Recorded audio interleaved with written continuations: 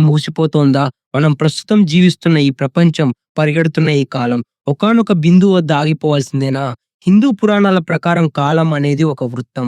సత్యయుగం నుండి మొదలై కలియుగం వరకు వచ్చే ఈ ప్రయాణం ఒక చీకటి ముగింపు వైపు దారితీస్తుందని వేల ఏళ్ల క్రితమే స్క్రిప్ట్ రాయబడింది.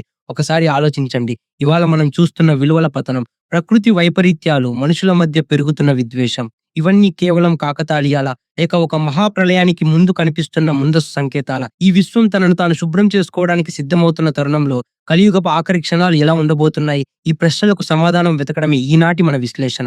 మనం ఇప్పుడున్న పరిస్థితిని గమనిస్తే మానవ మేధస్సు శిఖరాగ్రానికి చేరుకుంది అనుకుంటున్నాం కానీ మానవత్వం మాత్రం పాతాళానికి పడిపోతోంది.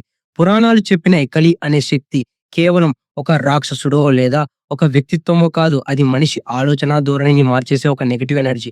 ధర్మం అనేది ఒక ఎద్దు ఆకారంలో ఉంటే అది సత్యయుగంలో 4 కాళ్ళ మీద నడిచేదని, కలియుగానికి వచ్చేసరికి కేవలం ఒక కాలి మీద కుంటుతూ నడుస్తుందని చెబుతారు. అంటే చిట్ట చివరికి ఆ ఒక్క కాలు కూడా విరిగిపోయి ధర్మం పూర్తిగా అంతరించినప్పుడు ఏం జరుగుతుంది? ఆ శూన్యం నుండి కొత్త సృష్టి ఎలా పుడుతుంది? అనేది అసలైన రహస్యం. 1. విలువల పతనం.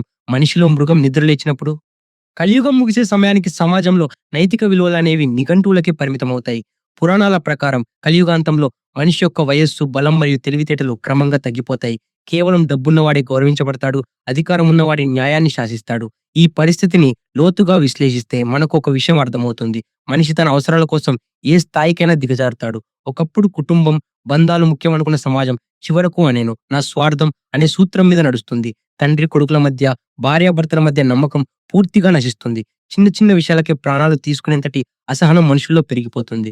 ఈ మానసిక మార్పు వెనుక ఉన్న లోతైన ఆలోచన ఏమిటంటే మనిషి తన అంతరాత్మను కోల్పోవడం. మనం టెక్నాలజీలో ముందుకెళ్తున్నాం కానీ భావోద్వేగాల విషయంలో వెనక్కి వెళ్తున్నాం. కలియుగ ప్రభావం వల్ల మనిషికి ఏది మంచో ఏది చెడో తెలుసుకునే విచక్షణ కోల్పోతాడు. అబద్ధం చెప్పడం ఒక నైపుణ్యంగా, మోసం చేయడం ఒక తెలివితేటగా భావించబడుతుంది. భక్తి అనేది కేవలం ప్రదర్శన కోసం చేసే ఆడంబరంగా మారుతుంది. లోపల కుళ్ళును పెట్టుకుని బయట పవిత్రంగా నటించే వ్యక్తులే సమాజాన్ని ఏలుతారు. ఈ నైతిక శూన్యమే ప్రకృతిని కూడా ఆగ్రహానికి గురిచేస్తుంది. ఎప్పుడైతే ధర్మం పూర్తిగా కనుమరుగవుతుందో అప్పుడు ప్రకృతి కూడా తన నియమాలను మార్చుకుంటుంది. 2. ప్రకృతి విలయం, పంచభూతాల ఆగ్రహం. కలియుగపు చివరి రోజుల్లో ప్రకృతి తన కన్నెర చేస్తుంది. మనకు పురాణాలు చెబుతున్న ప్రకారం వర్షాలు సరైన సమయంలో పడవు, భూమి తన సారాన్ని కోల్పోతుంది, చెట్లు పండ్లు ఇవ్వవు, ఆవులు పాలు ఇవ్వవు. కానీ దీన్ని సైంటిఫిక్ కోణంలో చూస్తే ప్రస్తుతం మనం చూస్తున్న క్లైమేట్ చేంజ్ దీనికి అద్దం పడుతోంది. మనిషి తన అత్యాశతో ప్రకృతిని దోచుకోవడం వల్ల వచ్చే పరిణామాలే ఇవి. గాలి కలుషితం కావడం, నీరు విషతుల్యం కావడం ద్వారా మనిషి మనుగడ ప్రశ్నార్థకం అవుతుంది. ఇది కేవలం ఒక ప్రకృతి వైపరీత్యం కాదు. భూమి తనను తాను రక్షించుకోవడానికి చేస్తున్న ప్రయత్నం. మనిషి సృష్టించిన చెత్తను క్లీన్ చేయడానికి ప్రకృతి సిద్ధమవుతుంది. ఆ సమయంలో వాతావరణం ఎంత దారుణంగా ఉంటుందంటే ఎండలు మండిపోతాయి. మరోవైపు ఊహించని వరదలు వస్తాయి. ఆహార కొరత విపరీతంగా పెరిగిపోతుంది. ఒక చిన్న ముక్క అన్నం కోసం మనుషులు యుద్ధాలు చేసుకునే పరిస్థితి వస్తుంది. మనం ఇప్పుడు చూస్తున్న ఇరాన్, ఇజ్రాయెల్ యుద్ధం లాంటివి భవిష్యత్తులో కేవలం వనరుల కోసం జరిగే మహాసంగ్రామాలుగా మారతాయి. ప్రకృతి ప్రకోపించినప్పుడు మనిషి కనుగొన్న టెక్నాలజీ, వెపన్స్ ఏవీ పనిచేయవు. పంచభూతాల ముందు మానవుడు ఎంత అల్ప ప్రాణి అనేది ఆ సమయంలో అర్థమవుతుంది. ఈ వినాశనం ఒక ముగింపు కాదు, ఇది ఒక ప్రక్షాళన ప్రక్రియ. మురికి పట్టిన వస్త్రాన్ని ఉతికినట్టు భూమి తనపై ఉన్న పాపాన్ని కడిగేసుకుంటుంది. 3. అధర్మ పాలన, నాయకత్వ లోపం మరియు అరాచకం. కలియుగాంతంలో పాలకులు ప్రజలను రక్షించేవారు కాదు, భక్షించేవారు అవుతారు. పురాణాల ప్రకారం రాజులు దొంగలుగా మారుతారు. అంటే ప్రజల సొమ్మును దోచుకోవడమే పరమావధిగా పెట్టుకుంటారు. న్యాయం అనేది ధనవంతుల ఇంటి దాసిగా మారుతుంది. ఈ విశ్లేషణలో మనం గమనించాల్సింది ఏమిటంటే అధికారం అనేది బాధ్యతగా కాకుండా ఒక అహంకారంగా మారుతుంది. చట్టాలు కేవలం పేదవాడిని శిక్షించడానికి ఉపయోగపడితే తప్ప తప్పు చేసిన బలవంతుని ముట్టుకోలేవు. ఈ అరాచకం వల్ల ప్రజల్లో అసంతృప్తి పెరిగి దేశాల మధ్య సరిహద్దు గొడవలు, అంతర్యుద్ధాలు నిత్యకృత్యమవుతాయి. రాజకీయ నాయకులు కేవలం ఓట్ల కోసం, అధికారం కోసం మనుషుల మధ్య కుల, మత వైషమ్యాలను పెంచి పోషిస్తారు. శాంతి అనేది ఒక కలగా మారిపోతుంది. ఏ దేశం ఏ క్షణంలో అటాక్ చేస్తుందో తెలియని భయంకరమైన వాతావరణం నెలకొంటుంది. దీనివల్ల మానవ మేధస్సు అంతా విధ్వంసం వైపు మల్లుతుంది. కొత్త ఆవిష్కరణలు ప్రాణాలు కాపాడటం కంటే ప్రాణాలు తీయడానికే ఎక్కువగా ఉపయోగపడతాయి. మనిషి తన సొంత జాతిని తానే నాశనం చేసుకునే ఆఖరి ఘట్టానికి చేరుకుంటాడు. ఎప్పుడైతే సామాన్యుడికి రక్షణ కరువవుతుందో, ఎప్పుడైతే న్యాయం చనిపోతుందో అప్పుడు ఒక అతీత శక్తి రావాల్సిన అవసరం ఏర్పడుతుంది. అదే భగవంతుడి అవతారం గురించి మనకు ఆశను కలిగిస్తుంది. 4. కల్కి అవతారం, సంహారం మరియు సంస్కరణ. హిందూ ధర్మం ప్రకారం కలియుగ అంతంలో భగవంతుడు అకల్కి రూపంలో అవతరిస్తాడు. శంబల అనే గ్రామంలో విష్ణు యశస్సు అనే బ్రాహ్మణుడికి కుమారుడిగా జన్మిస్తాడని పురాణాలు చెబుతున్నాయి. దేవదత్త అనే తెల్లని గుర్రం మీద స్వారీ చేస్తూ చేతిలో మెరిసే ఖడ్గంతో ఆయన దుష్టులను సంహరిస్తాడు. కానీ ఇక్కడ మనం లోతుగా ఆలోచించాలి. కల్కి అంటే కేవలం ఒక వ్యక్తి మాత్రమేనా? లేక ఒక సామాజిక విప్లవమా? కలియుగంలో నిండిపోయిన చీకటిని చీల్చుకుంటూ వచ్చే జ్ఞానోదయం కూడా కల్కి కావచ్చు. అన్యాయం పరాకాష్ఠకు చేరినప్పుడు మనుషుల్లోనే ఒక చైతన్యం పుట్టి వ్యవస్థను మార్చే ప్రయత్నం కూడా కావచ్చు. కల్కి చేసే యుద్ధం కేవలం శారీరకమైనది కాదు, అది మానసికమైనది కూడా. మనలో ఉన్న అకల్లక్షణాలను అంటే అసూయ, ద్వేషం, స్వార్థం వంటి వాటిని అంతం చేయడమే ఆ ఖడ్గం యొక్క ఉద్దేశ్యం. అప్పటికే మనిషి తన తప్పుల వల్ల వినాశనం అంచున ఉంటాడు. కల్కి అవతారం ఆ వినాశనాన్ని పూర్తి చేసి కొత్త యుగానికి పునాది వేస్తుంది. ఇది ఒక సర్జరీ లాంటిది. శరీరానికి సోకిన క్యాన్సర్ గడ్డను తొలగించాలంటే ఆపరేషన్ తప్పదు. అలాగే లోకానికి పట్టిన పాపాన్ని తొలగించడానికి కల్కి సంహార రూపం దాల్చుతాడు.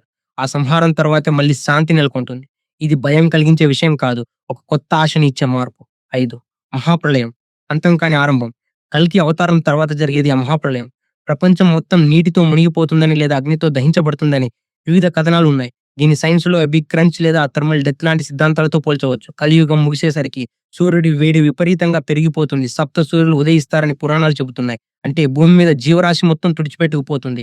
మనం ఇన్నాళ్లుగా సంపాదించిన ఆస్తి, హోదా, టెక్నాలజీ అన్నీ మట్టిలో కలిసిపోతాయి. ఈ ఘట్టం మనకు ఒక విషయాన్ని గుర్తు చేస్తుంది. ఈ విశ్వంలో ఏది శాశ్వతం కాదు. ఈ ప్రళయం వెనుక ఉన్న ఫిలాసఫీ చాలా గొప్పది. పాతది నాశనం కాకుండా కొత్తది పుట్టదు. ఒక విత్తనం తన రూపాన్ని కోల్పోతేనే మొక్క మొలుస్తుంది. అలాగే కలియుగపు మురికిని వదిలించుకోవడానికి ఈ ప్రళయం అవసరం. ఈ సమయంలో కాలం స్తంభించిపోతుంది. మళ్ళీ సత్యయుగం రావడానికి కావలసిన శుద్ధి జరుగుతుంది.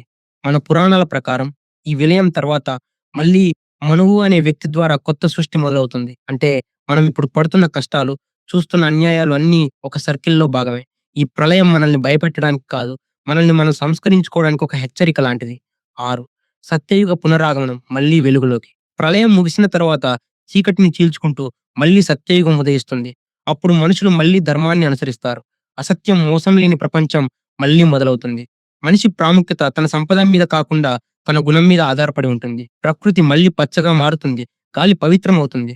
ఇది వినడానికి ఒక అందమైన కలలా ఉండొచ్చు. కానీ కాలచక్రం యొక్క తీరు ఇదే.